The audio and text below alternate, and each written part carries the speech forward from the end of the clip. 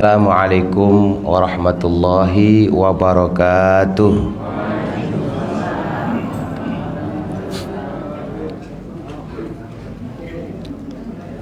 Alhamdulillahi rabbil alamin. Bapak Ibu yang dirahmati Allah, tiada ucapan rasanya yang paling pantas kita ucapkan saat ini melainkan ucapan syukur pada Allah. Kita bersyukur bahwa Allah masih memberi kita kesehatan. Kita bersyukur bahwa Allah masih memberi kita kesempatan.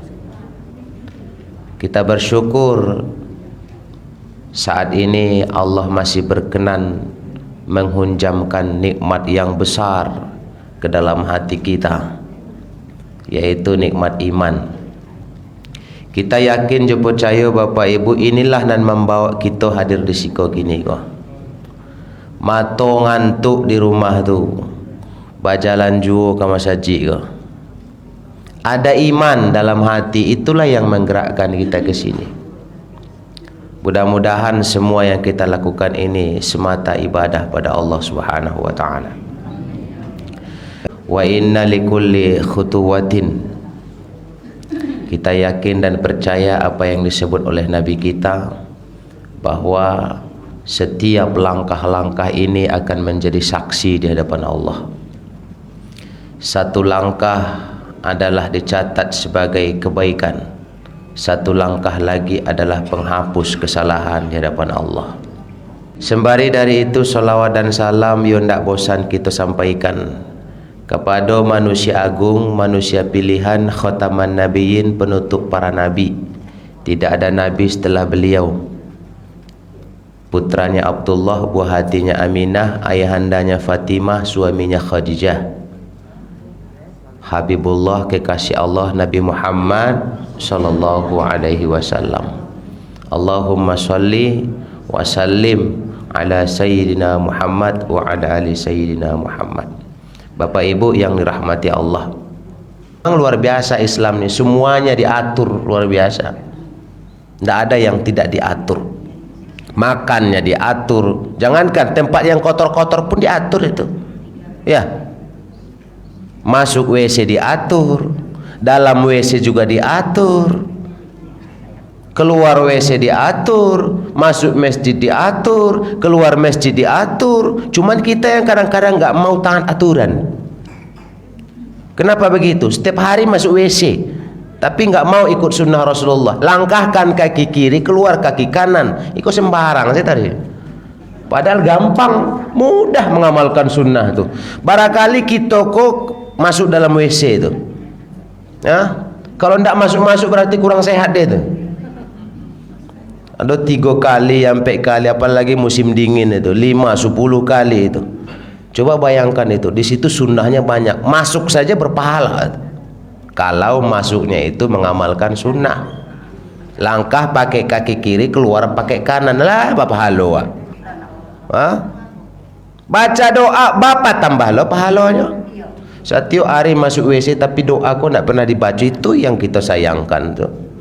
Allahumma inni a'udzubika minal khubuthi wal khaba'ith. Masuk dalam WC. Ini dalam satu kitab ini, orang yang nggak baca doa masuk dalam WC berarti dia biarkan auratnya dilihat orang selain manusia, ada jin di sana itu. WC, toilet, jamban itu tempatnya tuh bersemayam.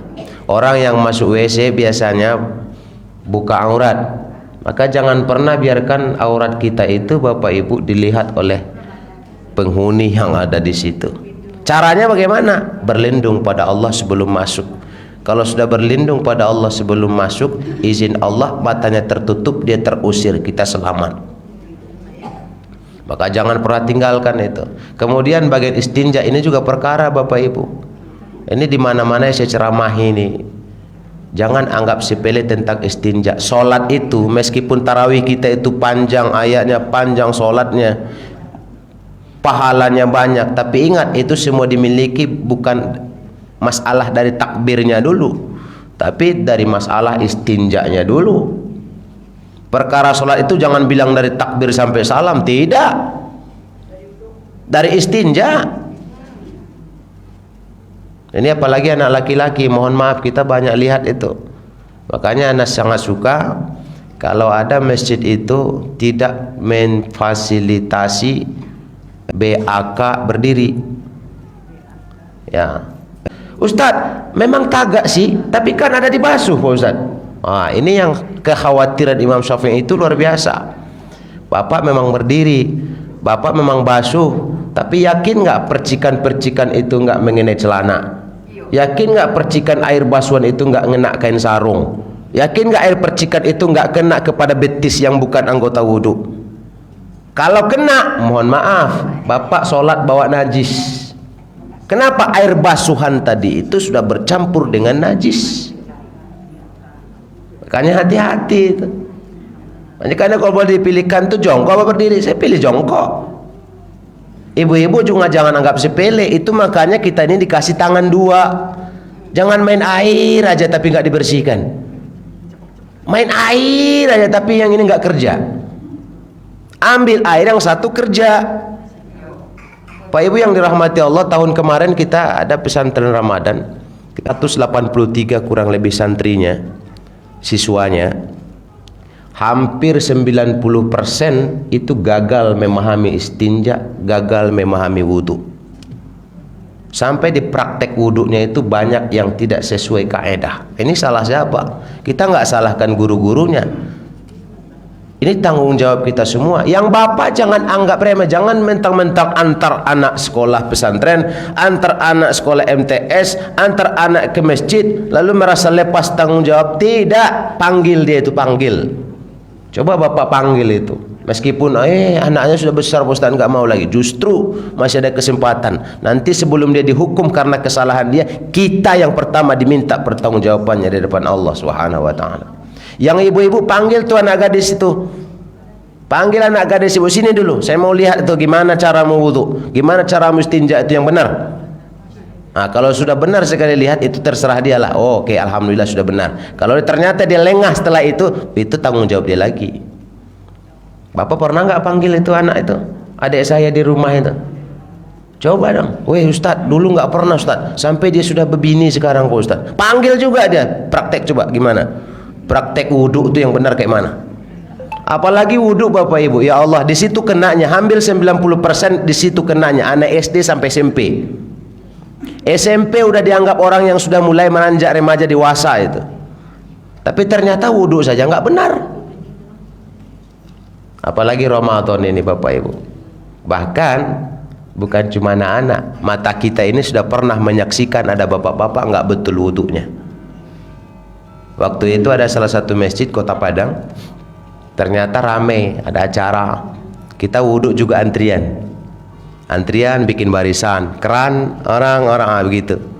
Jadi kita ada di belakang nih. Rupanya di depan kita ada bapak-bapak. Kita tahu umurnya 73. Kenapa? Saya tanya. Dia wudhu, tiba di basuhan kaki, dia basuh kaki, dia sudah merasa bersih semuanya. Rupanya saya lihat betul, tumitnya nggak basah. Digosok stek. Nyatakah itu? Lalu begitu dia selesai, nggak mungkin pula begitu saya, Pak salah Pak. Bekom membanting klip tuh kan. Akhirnya apa? Saya ajak ngobrol tuh sampai ke masjid itu. Pak, boleh tanya Pak? Aduh, lah baru mau Pak gini kok. Wah, bara kira-kira Ustaz. Kan itu tuh. Lalu disabila sama beliau tuh, insya Allah ini sudah masuk 73 Pak Ustaz. Wah, 73. Pak, kira-kira sajak bilulah Pak mengarajuan solat gua, atau betul-betul mendirikan solat ni lah sajak umur barah kok. Ondeh, ini curhat beliau tuh. Ambo Ustaz, orang tua ambo tu agak sedikit ekstrim cara ngajar kami itu. Maksudnya ambo umur 7 tahun sih kami dulu kalau nak sembahyang tu ondeh kan lacuit kami mah.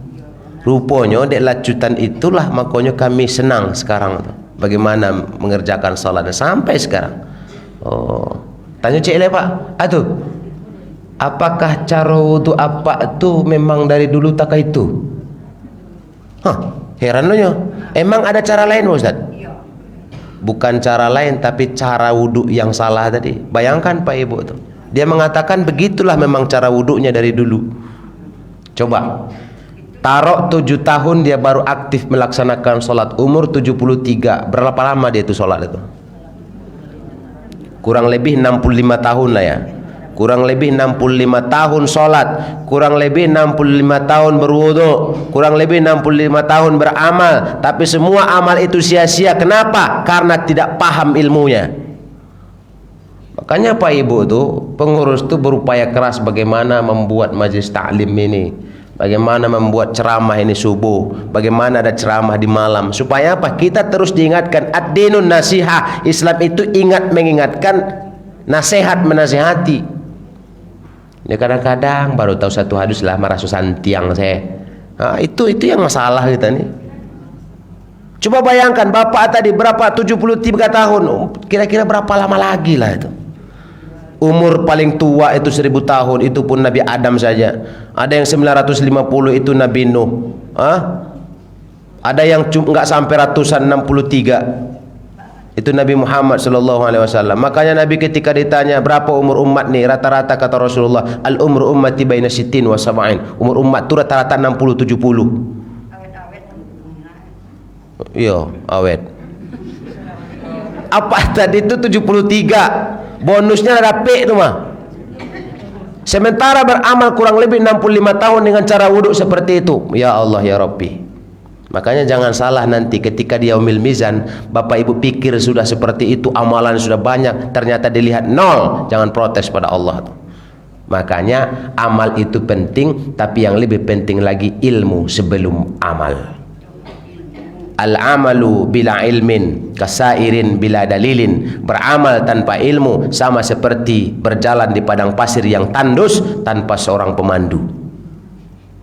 Nya ndak tahu utara, ndak tahu selatan, ndak tahu timur, ndak tahu barat, berani berjalan, kira-kira nanti jadi apa? Babuta-buta, sase. Makanya Bapak Ibu yang dirahmati Allah, amal itu penting. Mau berapa rakaat tarawihnya? 11 dengan witir, 23 dengan witir, silakan. Tapi yang paling penting dikaji dulu bukan sholatnya, tapi istinja dan cara wudunya. Gagal anak pesantren yang kami uji itu 183 orang tuh, 90% rata-rata gagal. Perkara apa? Perkara wudhu semua tuh. Ada yang basuh hanya depannya doang, wajah kok ndak akan naik. Ada yang basuh ini, yang kedua yang paling ini nih, tangan. Tangan tuh kan sampai siku ya, sampai siku. Dia basuhnya nggak sampai siku, dia padakan sampai sini. Alasannya apa? Kenapa nggak sampai sini? Payah Ustaz, payah narik Ustaz. Nah, coba dipadakan begitu. Siku tu di mah, nandun ciang kok di belakang. Kalau di muka tinggal luruskan aja. Daripada kurang, silakan berlebih. Yang tidak boleh itu berlebihan. Bakal lebihan tidak boleh ada. Yang ketiga apa? Menyapu sebagian kepala, bukan nyapu sebagian rambut ya. Nanti dipikir orang yang tidak punya rambut ada dispensasi. Ya, menyapu sebagian kepala. Kemarin kita dengar juga itu ada salah satu masjid itu waktu subuh-subuh ada didikan subuh. Rukun wudu ada 6. Yang keempat menyapu sebagian rambut. Balo guru majar sebagian rambut. Beko dipikir orang tidak punya rambut ada dispensasi bego.